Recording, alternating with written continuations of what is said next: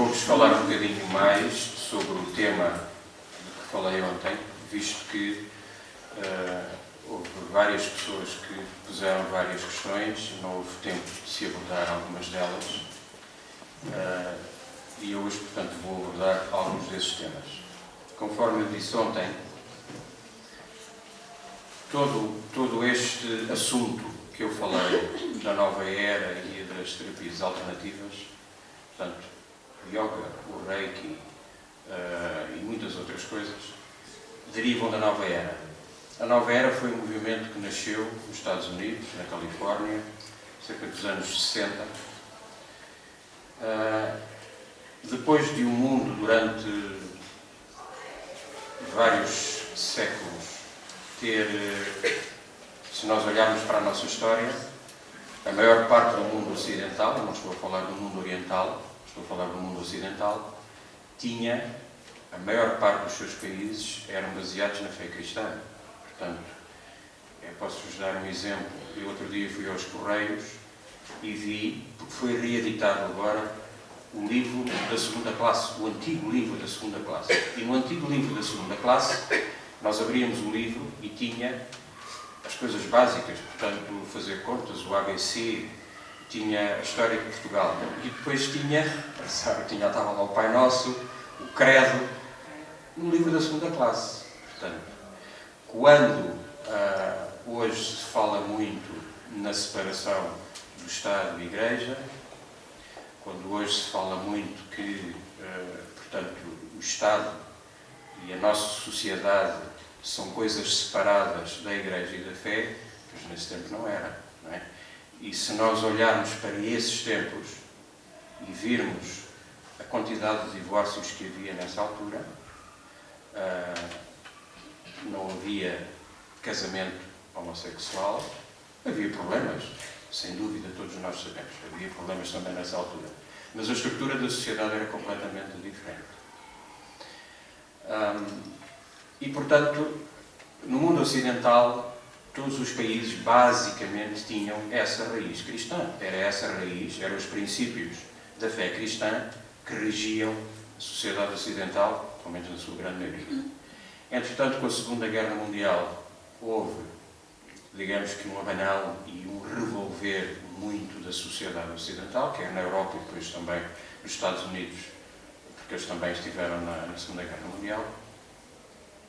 E com a paz que veio a seguir à Segunda Guerra Mundial e depois todo o ressurgimento do capitalismo e do bem-estar, surgiu nos Estados Unidos uma geração que, digamos, se revoltou um pouco com o que estava instituído. Portanto, eles desdenhavam o bem-estar que os seus pais tinham e que havia na sociedade, desdenhavam sobretudo os princípios pelos quais os seus pais e os seus avós se tinham regido, que eram os princípios cristãos, e almejavam a ter um outro tipo de vida e um outro tipo de sociedade.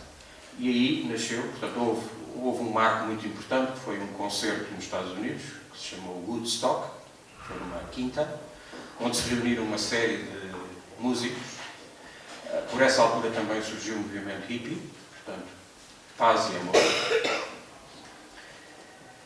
E a ideia que nós temos dessa altura, portanto, principalmente da parte dos hippies e desse movimento, é que, portanto, era paz e amor.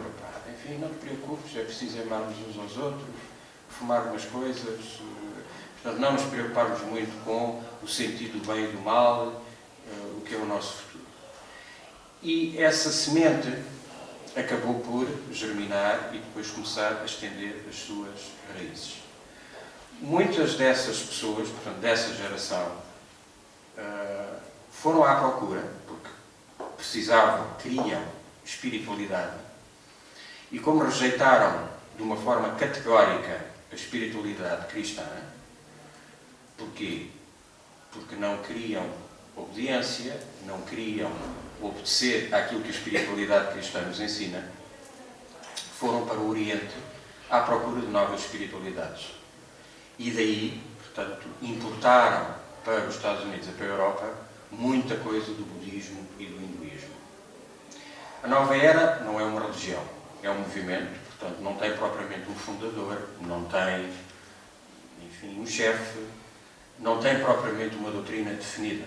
A nova era é uma amálgama, é um conjunto de ideias que foram pescadas do cristianismo. Portanto, se vocês virem muitas das coisas que se fala na nova era, falam de Cristo, portanto, falam de Cristo, falam de Nossa Senhora, falam dos anjos, mas depois falam dos anjos de luz. Não dizem São Miguel Arcanjo, dizem Miguel Arcanjo. Portanto, são estas pequeninas nuances que muitas vezes nos confundem, que nos levam atrás desta doce tentação. A nova era proclama que a era passada, a era de peixes, portanto, como sabem, o peixe é um símbolo cristão, portanto, a era de peixes acabou. A nova era, e daí o nome, a nova era, é a era de aquário. E se vocês repararem o que é um aquário normalmente não tem um peixe, tem vários. Portanto, o aquário mete os peixinhos todos lá dentro. Portanto, é uma forma muito bonita de eu pegar em tudo aquilo que me seduz, que me soa bem ao ouvido. Portanto, eu vou buscar algumas coisas do cristianismo, que são boas, mas depois o que o cristianismo nos ensina sobre o sofrimento e até o mérito do sofrimento, isso já não. Isso eu já não quero. Mas eu depois vou buscar o hinduísmo, o budismo, enfim, a meditação transcendental, o estar de acordo com o universo. E, portanto, é feito, digamos, um cozido à portuguesa com isso tudo, e tudo isso é mexido. A propósito dos hippies e deste movimento, outro dia, quando eu estava a sair da missa, vi um carro, pessoas que tinham acabado de estar na missa e tinham uma cruz muito bonita. Portanto, eles arranjaram um autocolante, fizeram um autocolante no carro com uma cruz muito bonita, e eu disse, graças a Deus, porque é bom a gente ver, não é? É bom a gente ver neste mundo em que os sinais são tão poucos, é ver quando nós temos, digamos, a coragem de dizer, eu sou de Cristo e, portanto, não tenho vergonha e firme.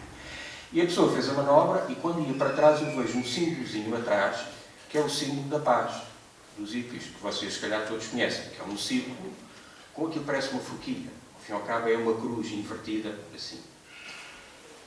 É subejamente sabido que esse símbolo é satânico, porque aquilo não é mais nem menos do que a representação de uma forquilha, que está associada muitas vezes ao demónio, ou uma cruz invertida. E, portanto, porquê é que eu vos digo isto? Vocês podem dizer, bom, mas o facto daquela pessoa ter aquilo no carro, só por si, não é isso que vai fazer dela uma pessoa má, ou não é isso que vai ser um grande problema. Mas se eu estou a tentar dar uma mensagem ao mundo de que sou cristão e naquilo que acredito, devo ter no mínimo algum cuidado com os símbolos que tenho no meu carro, na minha casa, no meu corpo. E a mim entristece-me profundamente, principalmente quando as pessoas já ouviram falar, porque muitas vezes, e isso eu peço-vos, às vezes nós temos a tendência, quando ouvimos determinadas coisas, a gente sai daqui cheios de ardor evangelizador e vemos uma amiga no trabalho ou alguém que chega ao pé de nós e tem, por exemplo, um pendente com esse símbolo e diz, tu não andes com isso, porque isso é satânico. Estas coisas têm que ser ditas com amor, porque a maioria das pessoas não sabem. As pessoas não têm consciência disso. E peço-vos também que aproveitem esta oportunidade e que façam uma limpeza em vossa casa. As senhoras agora já estão olhando de lado para mim e estão a dizer, desculpa lá, mas eu tenho a minha casa limpa. Mas a limpeza que eu estou a falar não é essa. A limpeza que eu estou a falar é... houve, e creio que ainda há uma grande moda, nas lojas de decoração, por Budas em casa. Há muita gente que anda hoje, há muitas casas onde a gente entra e tem Budas. Não é? Tem Budas, tem umas coisinhas que eles vendem. Tem assim uma coisinha com areia, tem um lancinho e depois tem uma coisa para pôr incenso. Portanto, tudo isso são coisas que não são cristãs. Mas eu gosto muito do Buda, ele é tão gordinho, tão fofinho, é uma coisa tão gira. Pois é. Mas, então o que é o budismo? O que é o budismo? Nós temos ideia do que é o budismo. enfim, eu não vou falar muito sobre o budismo, porque eu não tenho tempo, mas dou-vos uma pequena ideia. E isto, vejam, não sou eu que digo, são os budistas que dizem. Isto foi tirado dos 10 princípios básicos do budismo. E eu falo do budismo porque, vejam, tudo aquilo que eu falei ontem, algumas coisas de que eu vou falar hoje, todas estas terapias, estão baseadas, a sua raiz, a sua filosofia, quem criou isso, está baseado no hinduísmo e no budismo, não está baseado no cristianismo. Então, os 10 princípios básicos do budismo, e terei apenas algumas frases para vocês perceberem. A autossalvação é uma tarefa urgente para qualquer homem. Nós temos que trabalhar para a nossa salvação, mas com Cristo. O karma, que significa ação e reação, governa toda a existência e o homem é o único criador das suas circunstâncias. Portanto, aqui está fora a misericórdia divina, está fora a intervenção do Espírito Santo e todas as graças e bênçãos que Nosso Senhor e Maria nos possam dar. Está fora. Na realidade, não há morte. E este é o problema, porque eles acreditam na reencarnação. Portanto, eles acreditam que a morte, na verdade, não existe. Eles olham para a nossa realidade, como nós estamos aqui, no nosso corpo. É uma coisa, a realidade não é esta. Portanto, vejam. A realidade é indescritível. E um Deus com atributos não é uma realidade final. Mas Buda, um ser humano, tornou-se o totalmente iluminado e o propósito da vida é atingir a iluminação.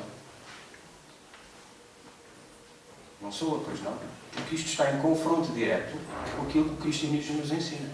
Portanto, o cristianismo ensina-nos que nós somos pecadores em virtude do primeiro pecado dos nossos pais. Nós herdámos isso. Essa é a herança. Isso é como as nossas famílias. Na nossa família, quando alguém morre, nós herdamos. Normalmente, quando a gente fala em herança, o primeiro pensamento que nós temos em herança são as heranças materiais.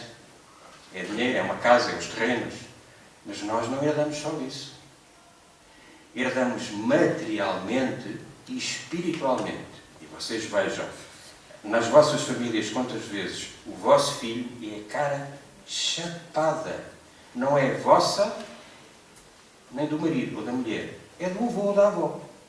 É a cara chapada, é a maneira de falar, é a maneira de andar, é igualzinho. Muitas vezes até o feitio, a maneira como falam. Não é? Portanto, nós herdamos isso tudo. Herdamos materialmente, mas herdamos sobretudo espiritualmente. Portanto, todos estes conceitos que são apresentados no budismo são rigorosamente contrários à fé cristã. E isto traz-me para um problema hoje muito recorrente, que é, mas qual é o mal? Eu posso-vos dizer, dou-vos um exemplo muito concreto. No sítio onde eu trabalho, nós temos uma colega que é sul-coreana e é budista. E é uma senhora querida, simpática, alegre. Não é? E a pessoa pode dizer assim, então, mas...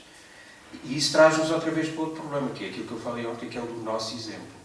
Porque se eu olhar para a minha colega que é budista e que me transmite paz, amor, é uma pessoa alegre, bem disposta, e se eu, por confronto, tenho a minha outra colega, que eu sei que é catequista, vai à missa, mas está sempre com um semblante pesado, sempre a queixar-se e não acredita na maravilha nem na misericórdia de Deus, para onde é que eu vou?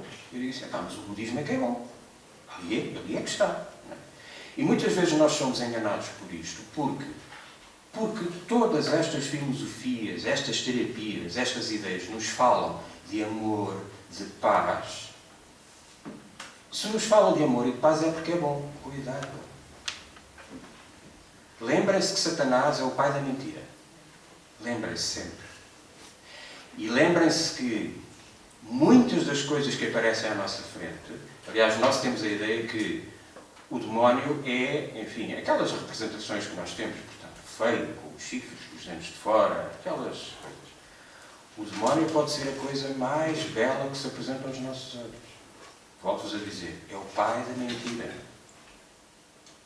E muitas vezes na nossa vida aquilo que nos aparece, as tentações que nos aparecem, aparecem-nos disfarçadas, cheias de açúcar. A apelar aos nossos sentidos e ao vazio que nós temos no coração. E há muitas vezes, eu já falei isso precisamente por causa do espiritismo e de outras coisas, o demónio é muito astuto, sabe perfeitamente aquilo que a gente precisa e sabe as nossas fraquezas, uma por uma. E é aí que ele vai atuar. É aí que ele nos apanha.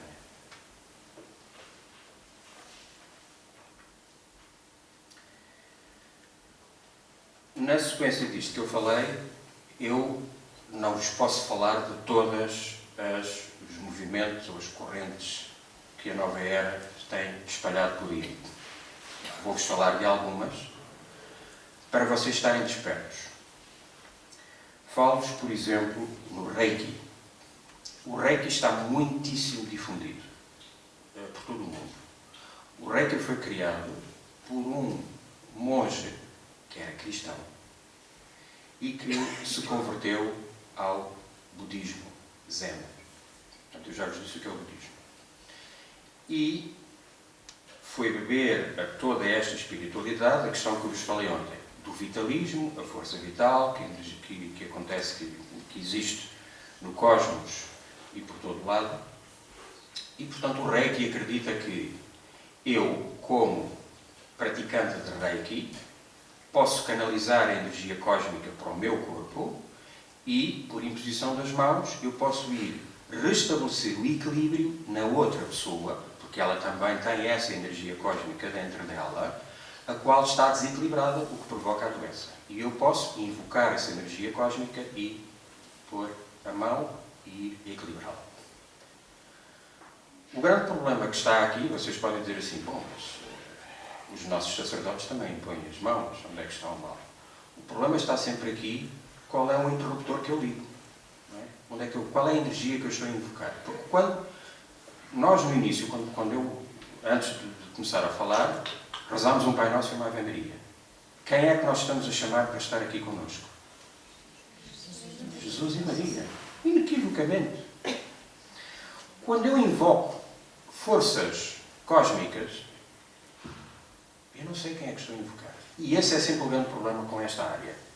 Vejam, nós somos criados à imagem e semelhança de Nosso Senhor.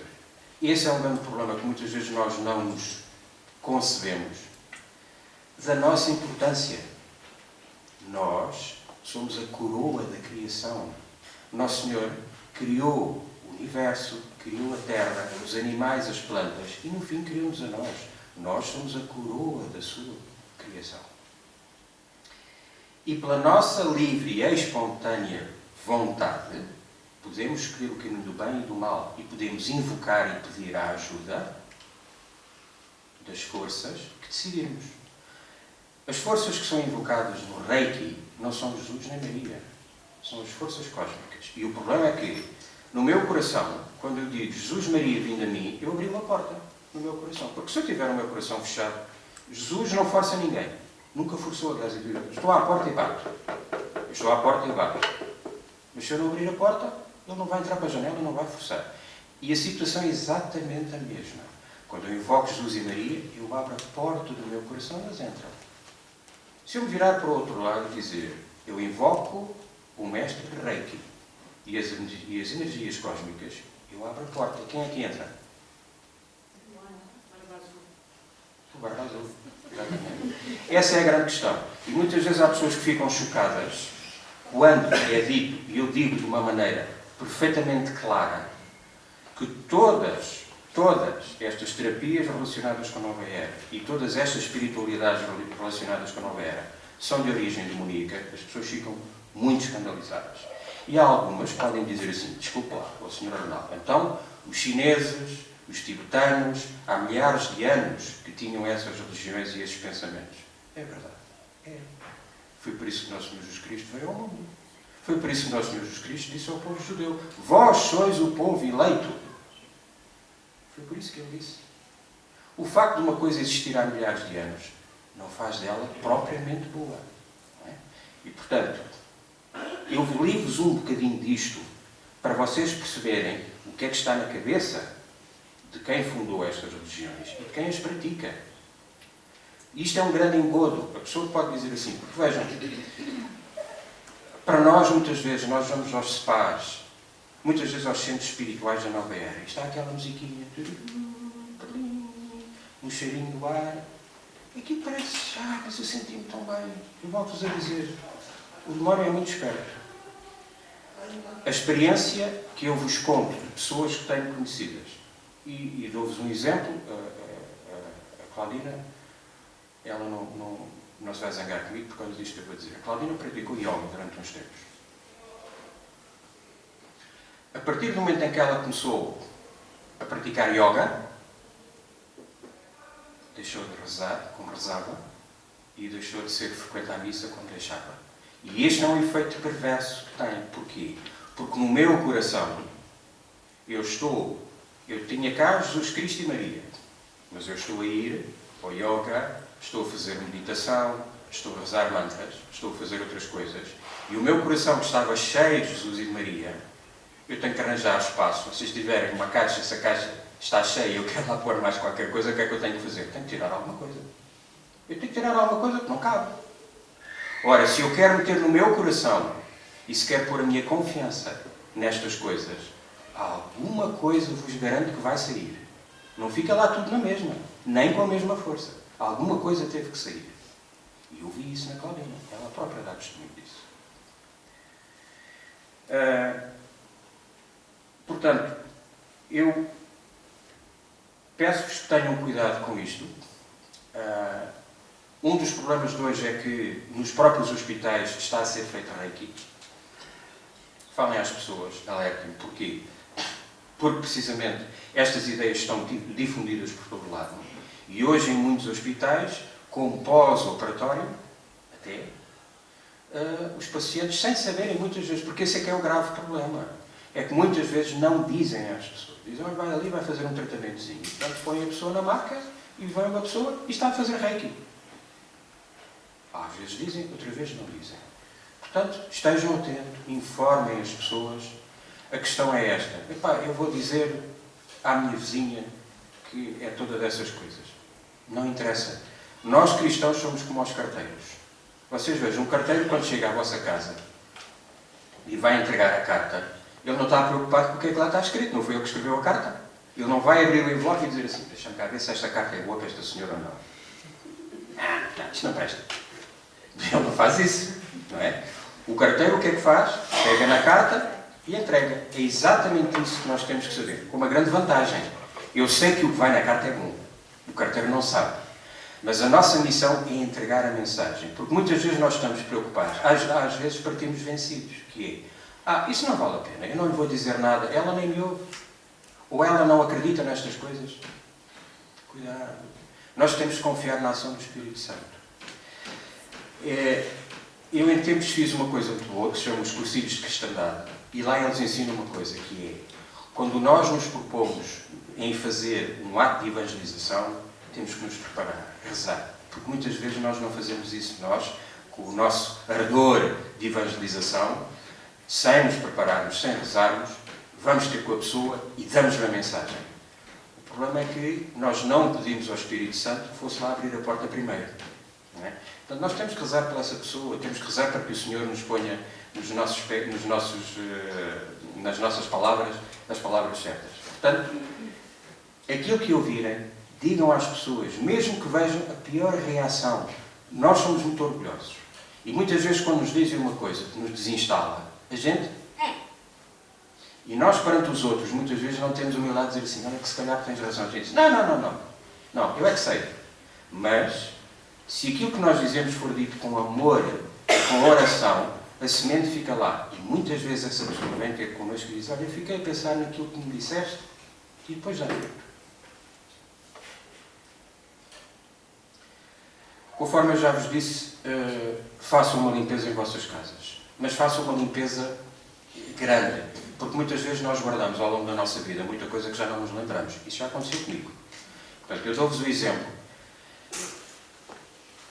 O meu pai, houve uma altura que foi viajar e deixou comigo uma série de caixas. Eu tinha lá isso em casa. Não é? E já me tinha esquecido. E, portanto, estavam lá livros sobre a nova era, montes de coisas. Sai Baba, que é das piores coisas que há. Pois vocês, se calhar, nunca ouviram falar. Sai Baba. Sai Baba era um guru indiano, portanto, que desviou muita gente.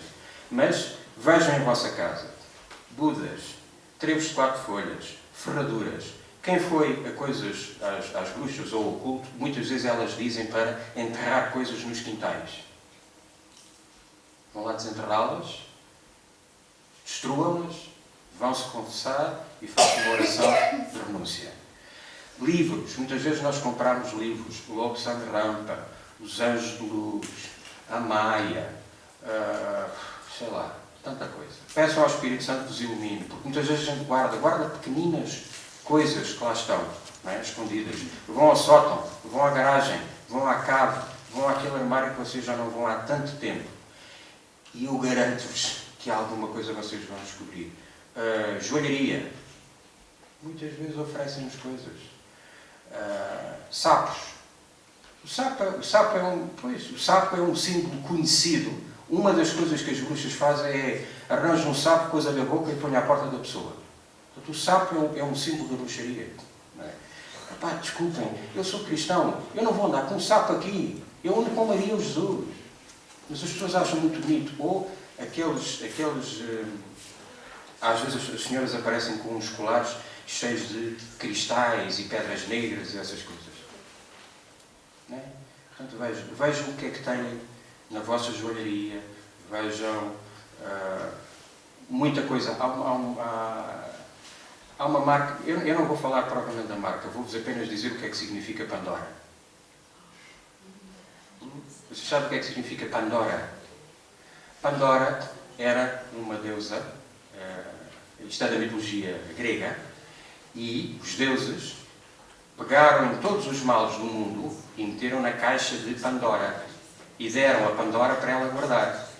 E Pandora, que era muito curiosa, roeu-se toda e disse, eles disseram que eu não podia abrir a caixa. Mas eu estou desejosa para ver o que é que está lá dentro. Eu não aguento. E no fim Pandora não resistiu e abriu a caixa de Pandora. E quando abriu a caixa de Pandora, todos os males que estavam guardados vieram ao mundo. Então, isto são pequeninas coisas, vejam. Vocês se calhar dizem assim, Sr. Arnaldo, desculpe lá, mas qualquer dia nada é bom. Você é tramado, quer dizer, a gente vira-se para um lado, vira-se para o outro, então, o que é que eu vou vestir, o que é que eu vou usar? É assim, há muita coisa boa no mundo, mas lembrem-se do seguinte, quem é o príncipe do mundo? Não, do mundo. O mundo, o mundano. É Satanás. O príncipe do mundo, das coisas do mundo, é Satanás. Não é? E nós claramente vivemos, a nossa vida tem 2 reinos. Tem o reino da luz e o reino das trevas. Qual é o príncipe, o rei do reino da luz? Jesus. E o das trevas? Quem é que governa o nosso mundo? Vocês vejam. Normalmente, quando vocês chegam a casa, a sequência deve ser esta, mais ou menos. Põem a chave à porta, abrem a porta, se for à noite, acendem a luz e depois, muitos de nós o que é que fazem? Pegam no comando, tic, televisão. Porquê? Porque se a televisão não estiver ligada, parece que a casa está vazia, eu sinto-me sozinho. Cuidado. Não se zanguem comigo. Não fiquem zangados comigo. Mas aquilo que eu vos vou dizer é uma verdade. A televisão é uma boca de lixo. Imaginem se eu pegasse, fosse lá fora buscar o contentor, chegasse à vossa sala e fizesse assim, catrapumba, despejasse um contentor de lixo, um caixote daqueles grandes de lixo na vossa sala. É rigorosamente o que a televisão faz.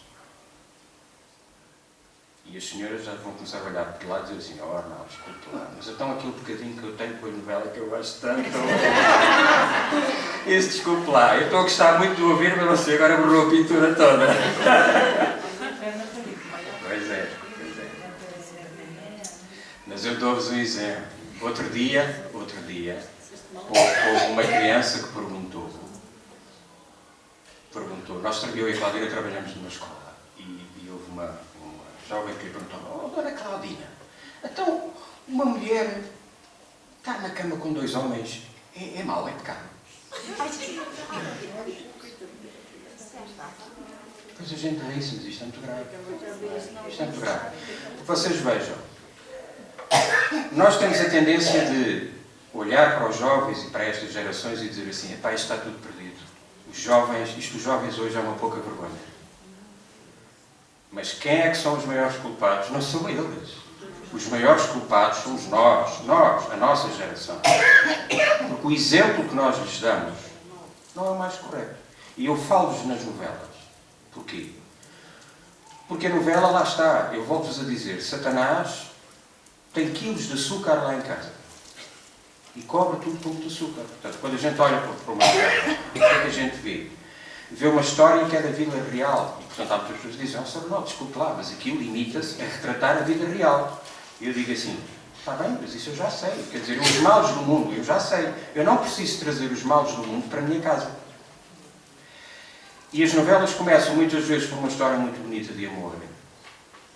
Que realmente é bonito ver o amor. O amor entre o jovem e, enfim, um homem e uma mulher.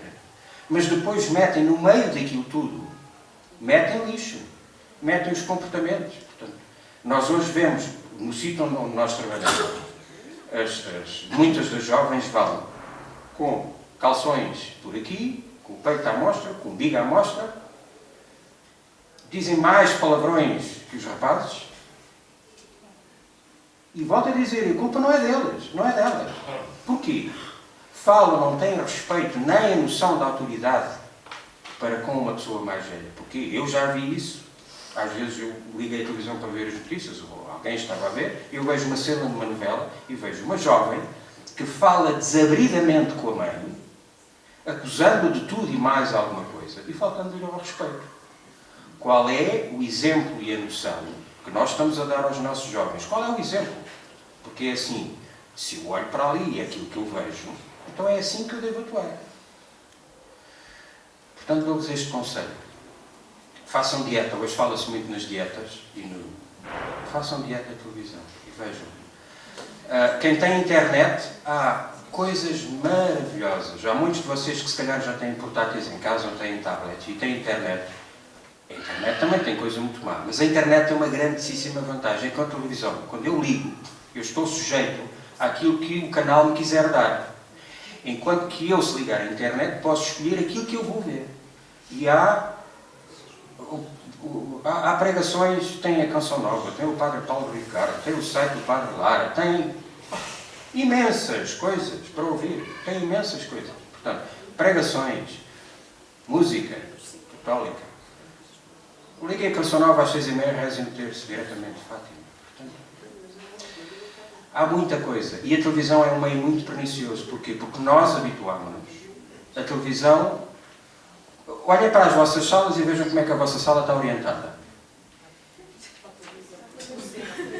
Qual é o centro da vossa casa?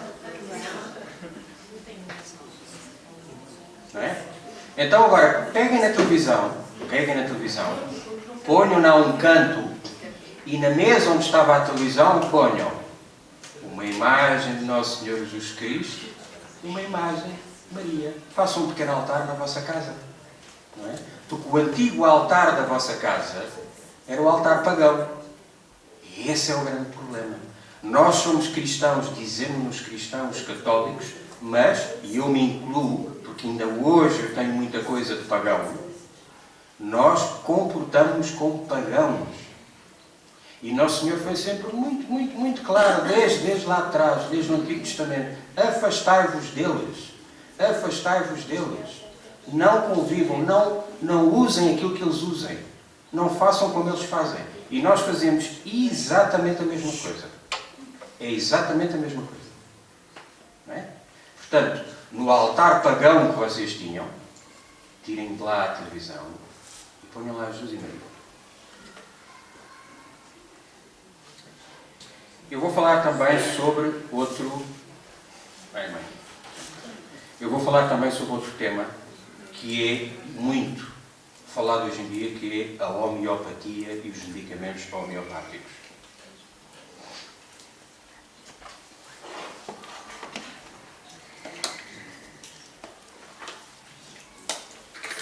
E aqui há um grande equívoco. Muitos destes medicamentos e muitos destes tratamentos são apresentados às pessoas como tratamentos naturais. E quando a gente ouve a palavra natural, ui, maravilha, se é natural, não tem drogas, deve ser bom. Muito cuidado, muito cuidado. Porque a homeopatia não tem quase nada de natural. O que tem de natural lá é a água que eles põem. Não é? Mas depois o problema é o que é feito com a homeopatia. Eu posso-vos dizer que quem fundou a homeopatia foi um senhor alemão chamado Hahnemann. E antes de eu vos explicar o que é bem a homeopatia, vou-vos dizer só um pouco de quem era Hahnemann. Hahnemann, a certa altura, sendo um jovem e estando sem dinheiro e um bocado desamparado, foi acolhido por um barão austríaco. E esse barão acolheu e disse: olha, eu dou-te um ordenado e tu vais tratar da minha biblioteca, porque eu tinha uma biblioteca extensa. Essa biblioteca tinha todos os escritos da Antiguidade, muitos dos filósofos da Antiguidade e do pensamento da Antiguidade, pagão, e sobre ocultismo, espiritismo, tudo isso. Portanto, o Sr. Hahnemann foi beber a toda essa literatura para se formar, para formar a sua espiritualidade. Converteu-se ao confucionismo. Portanto, o confucionismo é uma religião do Oriente. Era confucionista e era declarado espírita. Portanto, este foi o homem que fundou a homeopatia. É o pai da homeopatia. Portanto, começamos bem.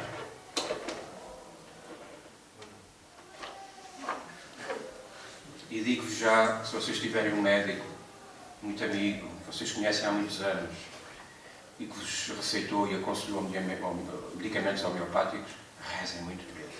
Porque ele não sabe.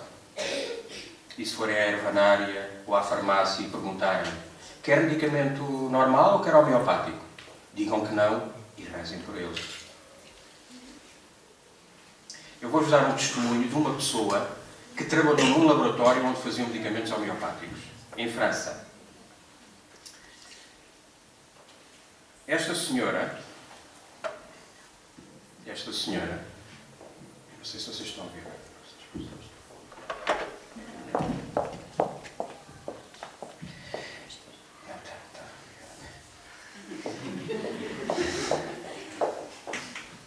Esta senhora contou, na entrevista, que tivera com o diretor fundador deste laboratório. Portanto, ela foi a uma entrevista de trabalho com o diretor desse laboratório, com vistas a uma colocação profissional. Depois de uma breve introdução, o diretor perguntou-lhe qual era o signo astrológico sob o qual ela nascera. Satisfeito com o conhecimento por ela ter demonstrado nesta área em particular, ele desejou saber se ela era médium. Ela disse que sim, que era. Desta forma, ele confidenciou-lhe o segredo das práticas deste laboratório. Novos tratamentos eram pesquisados durante estado de transe através de pessoas com poderes ocultos, médiums, orientadas por espíritos.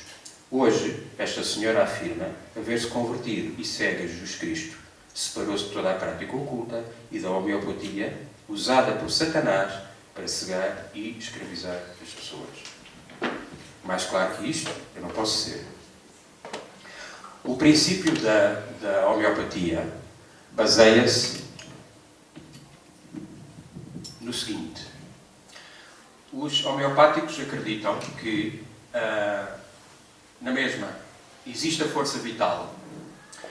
Pegando numa pequenina partícula de um medicamento ou de um ativo composto de uma planta que será boa para esta doença, pegando nessa pequena partícula, uma pequenina parte, é misturada com água e é misturada. Portanto, é feita uma diluição muitas vezes. E ao fazer essa diluição, é invocado o poder cósmico de cura para aquela água. Portanto, ao cabo, o que é feitiçaria. Mais nada. É tão claro como isso. Portanto, os medicamentos homeopáticos não têm qualquer prática de cura conforme nós conhecemos. Muitas vezes o que eles podem fazer é exatamente o contrário. Porque nós estamos a abrir a tal porta que eu há bocado falei. Porquê? Porque eu não estou a fazer conforme a medicina, a alopatia, que é a medicina tradicional. O que é que faz? Pela ciência eu descobri que a aspirina, pelos seus compostos, pelas suas coisas, vai atuar fisiologicamente no meu organismo e vai combater determinadas coisas. Não. Ali o que eu estou a fazer é, esta pequena parte que eu sei que é boa para aquela doença, eu vou potenciar, é por isso que muitos medicamentos homeopáticos está lá a potência, e muitos não têm sequer a composição. Eu vou potenciar, através da mistura, invocando essa energia cósmica para potenciar aquilo. E o paciente, quando tomar aquilo, vai reequilibrar o seu organismo e desaparece a doença. Portanto, meus queridos amigos, homeopatia, não. Irmã, como é que eu estou de tempo? Acabou. Já acabou. Ok, então, um minutinho só. Um minutinho só. Vou só acabar com o seguinte. Vocês ouviram de falar muita coisa, enfim, má, negativa. Eu falei-vos disto tudo para, com muito amor, vos avisar para vocês saberem. Mas o mais importante por cima disto tudo está o amor de Deus. Eu já vos dei o meu testemunho. Acreditem que Jesus está sempre convosco. Perdoem. Eu também aprendi isso. O perdão é como uma tampa que a gente tem por cima de nós e bloqueia as graças que o nosso Senhor nos quer dar. Muitos de nós temos ainda falta de perdão. Já nos confessamos, mas está lá aquela coisinha a roer no nosso coração, aquela pessoa que nos magoou profundamente e que eu não consigo perdoar. Peço ao nosso Senhor a graça, porque Ele concede-vos. Porque é assim, se vocês quiserem perdoar vocês próprios, muitas vezes não conseguem. Mas se deixarem o Espírito Santo atuar em vós, garanto que vos vão conseguir perdoar. Lembrem-se o que é que nosso Senhor Jesus Cristo disse na cruz. Ele olhou para o Pai e disse: Pai, perdoa-lhes, porque eles não sabem o que fazem. Quando vocês olharem para aquela pessoa que vos magoou, eu sei que há muitos de vós que têm cruzes muito complicadas, de pessoas que abusaram de vocês, que vos magoaram, que vos desiludiram. Esse espinho está lá cravado no coração. Façam exatamente como Jesus fez. Pai, perdoa-os, porque eles não sabem o que fazem. Qualquer pessoa que nos magoa, que nos desilude, não sabe o que faz. Não sabe o que faz. Vejam isto com este... Em vez de vocês se concentrarem no mal que a pessoa vos fez, concentrem-se e consigam olhar para essa pessoa com pena e misericórdia. Porque, meu Deus, ela não sabe o que faz. Quando eu sei verdadeiramente o que faço, eu não aleijo ninguém, não vou magoar ninguém, eu trato-a com amor. Portanto, procurem essa dádiva no vosso coração, a dádiva do perdão. Que Nosso Senhor vos abençoe.